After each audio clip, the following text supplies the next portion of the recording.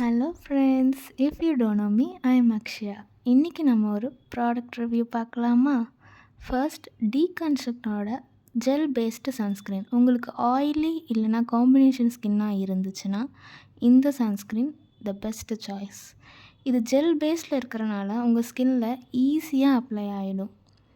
இதில் white cost இல்லை இந்த மற்ற சன்ஸ்க்ரீன் மாதிரி க்ரீஸியாக எந்த எஃபெக்ட்டும் ஃபேஸில் தராது. நீங்கள் எந்த ஸ்கின் அண்டர் டோனில் இருந்தாலும் உங்களுக்கு நல்லாவே சூட் ஆகும். நீங்கள் ஜெல் டைப் வேணாம், எனக்கு சன்ஸ்க்ரீன் வந்து மேட் ஃபினிஷில் இருக்கணும்னு பார்த்துட்டு இருந்தீங்கன்னா நீங்கள் டாக்டர் ஷீட்ஸோட கோஜிக் ஆசிட் சன்ஸ்க்ரீன் யூஸ் பண்ணலாம்.